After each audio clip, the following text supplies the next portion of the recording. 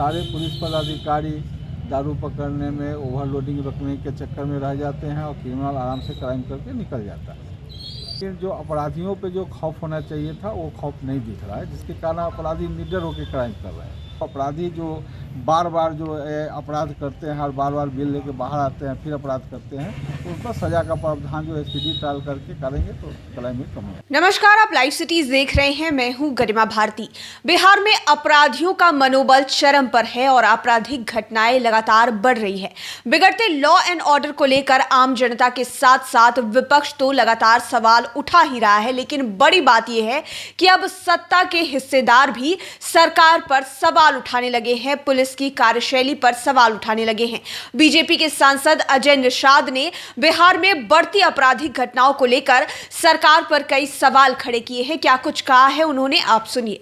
देखिए, सरकार को जितना लॉ एंड ऑर्डर में मेहनत करना चाहिए था उतना नहीं कर पा रही है। पुलिस को जितना काम करना चाहिए था वो नहीं कर रही है। सारे पुलिस पदाधिकारी दारू पकड़ने में, ओवरलोडिंग रखने के चक्कर में रह जाते हैं और क्रिमिनल आराम से क्राइम करके निकल जाता है।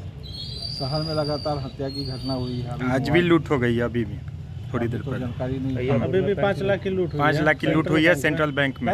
हाँ, आइए आप। लेकिन हमको लगता है कि हफ्ता में दूसरी घटना हो बिल्कुल, गई है। हाँ। इससे पहले सकरा में भी घटना हुआ था। हालांकि जो मोबाइल व्यवसायी की जो हत्या हुई थी उसका भयानक हो गया है। लोग 8 गिरफ्तार भी हुए हैं।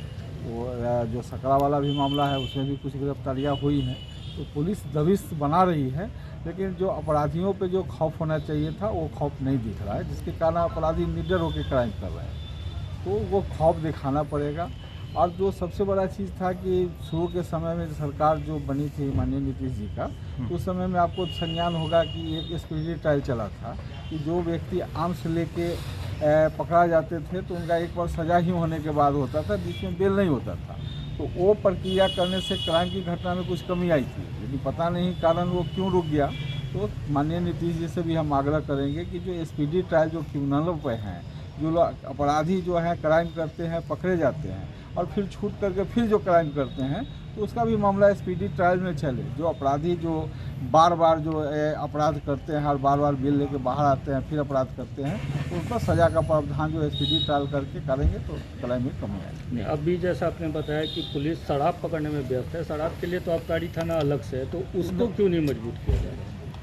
सबसे बड़ा चीज़ है कि सरकार को तो कहीं ना कहीं सख्त होना पड़ेगा ना। जो उनका दायित्व है, जो पुलिस का दायित्व है उसको ऊपर खड़े उतरना पड़ेगा ना। पुलिस का ही दायित्व है कि जितने भी मुजफ्फरपुर ज़िले के लोग हैं कैसे सुरक्षित रहें, कैसे शांति से रहें, क्राइम कैसे कम हो, तो उनकी रोकने की उनकी जिम्मेवारी है।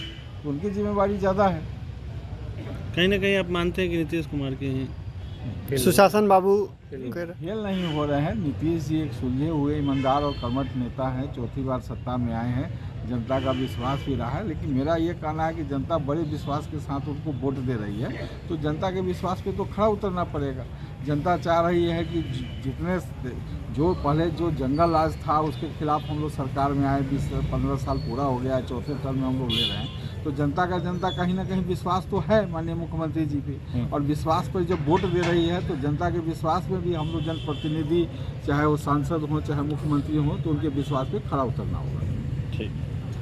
तो आपने भाजपा सांसद अजय निषाद का बयान सुना। उन्होंने साफ तौर पर कहा है कि बिहार में पुलिस केवल शराब पकड़ने में रह जाती है और इधर बड़े बड़े अपराधी बड़ी बड़ी आपराधिक घटनाओं को अंजाम देकर आराम से निकल जाते हैं। उन्होंने ये भी कहा है कि सरकार उस तरह से काम नहीं कर रही है जिस तरह से उसे काम करना चाहिए, इसलिए अपराधियों का मनोबल इतना ज्यादा बिहार में बढ़ा हुआ है। देखने वाली बात यह होगी कि जब सत्ता पक्ष के हिस्सेदार इस तरह के बयान दे रहे हैं तो क्या सचमुच सरकार अपना रुख अपराधियों के प्रति कड़ा करेगी और पुलिस जो है वो अपनी मुस्तैदी और ज्यादा बढ़ाएगी ताकि बिहार में और ज्यादा आपराधिक घटनाएं ना हो सके।